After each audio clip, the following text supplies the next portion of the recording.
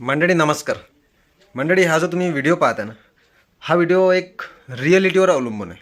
जर ह्या कोणी व्हिडिओ काढला असेल त्याचा किंवा ते रिॲलिटी पण होऊ शकते, पण आजच्या युगात आज हे रिॲलिटी कंडिशन आहे. आजचे जे मोठमोठे दुकानदार आहेत ना, छोट्या मोठ्या जे व्यवसायवाले असतात, कोणाची खूप इच्छा असते व्यवसाय करायची पण त्याला जागा नसते, तो मोठी इन्व्हेस्टमेंट करू शकत नसते. आणि जरी त्यानं 5, 10, 15 हजाराची इन्व्हेस्टमेंट केली, छोटी मोठी गाडी घेऊन काहीतरी छोटं मोठं दुकान टाकलं, पण ते कुठेतरी जागा त्याला भेटत नाही.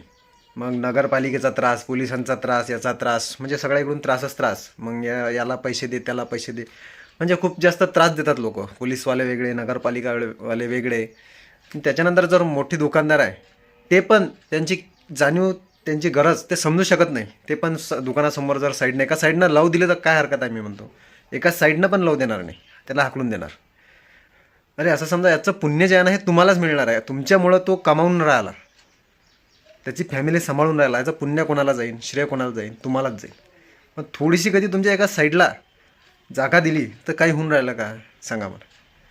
आणि असे जे छोटे मोठे व्यवसायाला असते ना, जुने जे गाडी घेऊन रोडवर लागतात, ते पण ते कधी खूप जुने असते ना, ते पण त्यांना पण खूप घमंड चढते. खूप जुने असतात ते पण आजूबाजूला कोणाला नवीन व्यक्तीला गाडी लावू देत नाही. अरे तुम्ही पण त्या कंडिशनमधून निघाले असता, हे लक्षात ठेवा. तुम्ही तरी समजून घ्याल त्या व्यक्तीची जाणीव काय आहे, त्या व्यक्तीची गरज. तुम्हीच नाही समजू शकले तर मग मोठा दुकानदार काय समजून घ्या. तुम्ही तरी थोडा जागा ॲडजस्ट करून त्याला लावू द्या, काहीतरी करा. हां ठीक आहे बा, मी हा धंदा करतो, सेम तू करत आहे तर तू दुसरा कर, असं काहीतरी ॲडजस्टमेंट करू शकता. पण मोठ्या दुकानदारांना नम्र विनंती करतो की तुम्ही थोडं समजून घ्या. कुणी जर तुमच्याकडे येत असेल बा, थोडी जागा द्या बा, इथे लावू द्या साईडनं, ठीक आहे. तुम्हाला जेव्हा गरज असेल बा तुमचं काहीतरी करा, तेव्हा नंतरची गोष्ट आहे. पण काही दिवस तर जरी सुरुवात तर करू द्या त्याला आधी, तर नंतर कुठे जागा भेटेल तिथं शिफ्ट होऊन जाईल.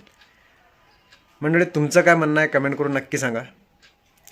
आणि असे 100तला एखादाच असते दयावान की त्या गरिबीची जाणीव त्याला असते, आणि तो बेचारा त्याला आपल्या दुकानासमोर, आपल्या घरासमोर गाडी धंदा करू देते, व्यवसाय करू देते.